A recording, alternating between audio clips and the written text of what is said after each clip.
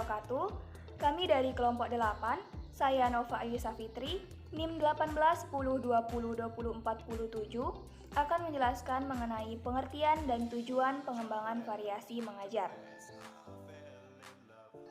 Pengertian pengembangan variasi mengajar. Apa sih yang dimaksud dengan pengembangan variasi mengajar? Pengembangan variasi belajar mengajar merupakan upaya yang terencana dan sistematis dalam menggunakan berbagai komponen yang mempengaruhi kegiatan belajar mengajar agar siswa tetap terkonsentrasi dan termotivasi, sehingga kegiatan pembelajaran senantiasa berjalan dengan dinamis. Selanjutnya, tujuan pengembangan variasi mengajar. Secara rinci, ada beberapa tujuan penggunaan variasi mengajar. Menurut Julaiha, pengembangan variasi mengajar bertujuan untuk menghilangkan kebosanan peserta didik dalam belajar, meningkatkan motivasi belajar peserta didik, mengembangkan keingintahuan peserta didik terhadap hal-hal baru, dan melayani gaya belajar peserta didik yang beraneka ragam. Sejalan dengan hal tersebut, Supri Hatiningrum mengemukakan tujuan variasi mengajar yang mencakup 4 macam, yaitu: pertama, meningkatkan perhatian peserta didik; kedua, memotivasi peserta didik; ketiga, menjaga wibawa guru; dan yang keempat adalah mendorong kelengkapan fasilitas pembelajaran. Baiklah, nama saya Siti Zuratun Hanifah, NIM 18-10-20-20-59, akan menjelaskan materi tentang prinsip-prinsip pengembangan variasi mengajar. Prinsip-prinsip pengembangan variasi mengajar ada 4. Yang pertama yaitu perubahan yang digunakan harus bersifat efektif. Yang kedua, penggunaan komponen variasi harus luwes dan spontan sesuai dengan balikan dari siswa.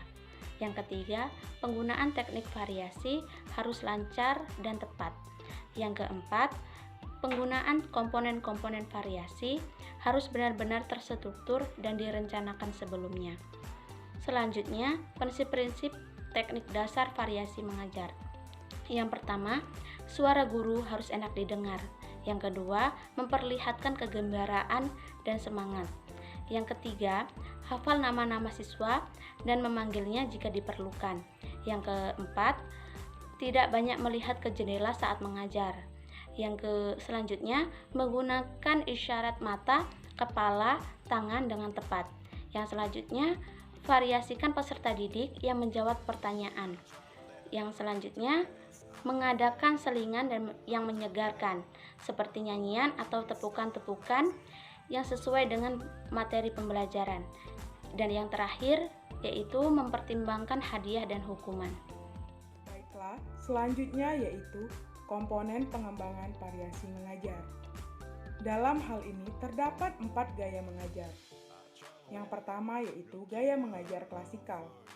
Dalam gaya mengajar klasikal, materi pembelajaran bersifat objektif, sistematis, jelas, dan logis. Dan proses penyampaian materi ini mengandung nilai-nilai yang lama. Di sini, peserta didik berperan pasif dan guru berperan sangat dominan. Yang kedua yaitu gaya mengajar teknologis. Dalam gaya mengajar teknologis, materi pembelajaran terprogram dalam perangkat teknologi, dan materi yang disampaikan sesuai dengan tingkat kesiapan siswa. Di sini, peserta didik berperan aktif dan guru berperan sebagai fasilitator. Yang ketiga yaitu gaya mengajar personalisasi. Materi pembelajaran berupa masalah situasional sesuai minat dan kebutuhan peserta didik. Lalu, materi yang disampaikan juga sesuai dengan perkembangan peserta didik. Di sini, peserta didik berperan dominan dan guru berperan membantu perkembangan peserta didik. Dan yang terakhir yaitu gaya mengajar interaksional.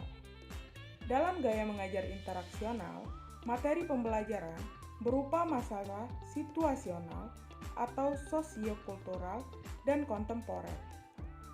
Dan di sini materi yang disampaikan 2 arah. Peserta didik dan guru berperan sangat dominan di sini. Sekian materi dari saya akhiri. Wassalamualaikum warahmatullahi wabarakatuh.